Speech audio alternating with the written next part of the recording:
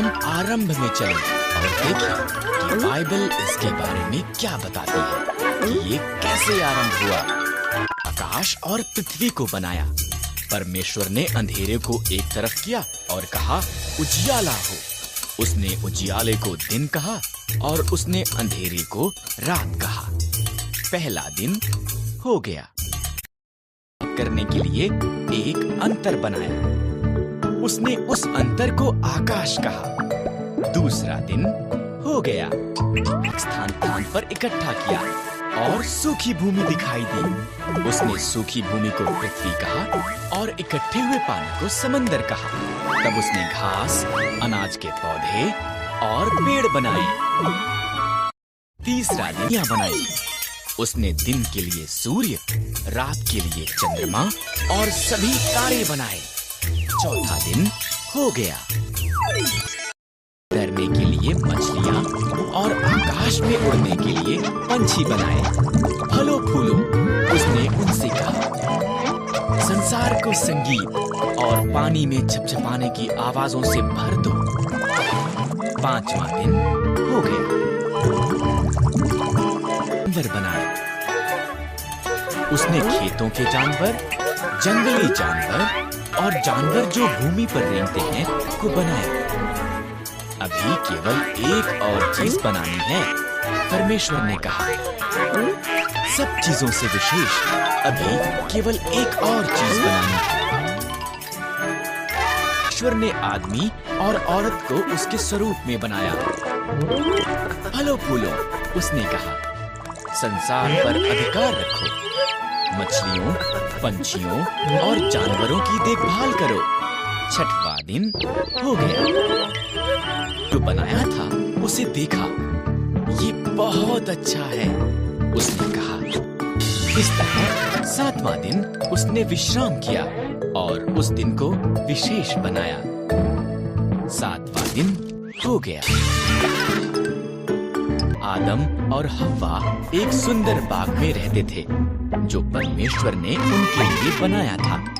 पर शैतान एक धूर्त सांप की तरह आया और आदम और हव्वा की परीक्षा ली। सही में कहा इन पेड़ों के फलों को मत खाओ। सांप ने हव्वा से पूछा केवल बीज वाले पेड़ से।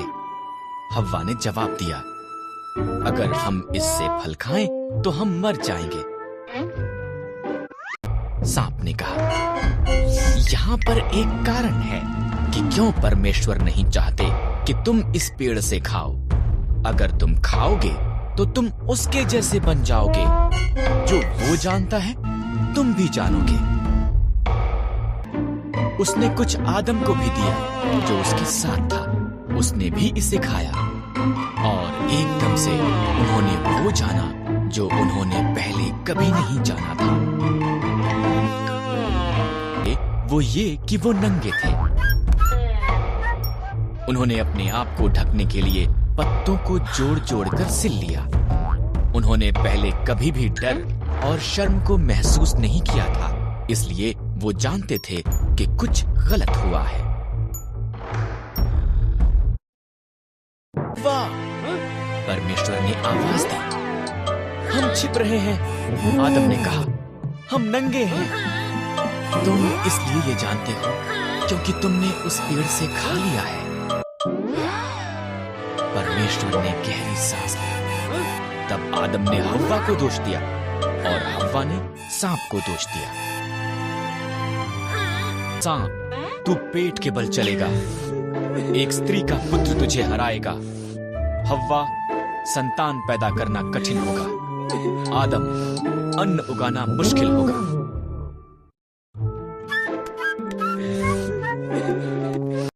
और हव्वा के लिए कपड़े बनाए और उन्हें बाग से बाहर भेज दिया। उसने एक ज्वालामय तलवार के साथ एक स्वर्गदूत को वहां पर रखा ताकि वो वापस ना आ सके। पर उन्होंने इतना ज्यादा पाप किया कि परमेश्वर को दुख हुआ कि उसने उन्हें बनाया था। उसने पृथ्वी पर से हर एक को मिटाने के लिए एक जल प्रलय भेजने का निर्णय किया। एक मनुष्य था जो अन्य लोगों के समान नहीं था। नूह ने परमेश्वर से प्रेम किया और उसके आज्ञा का पालन किया।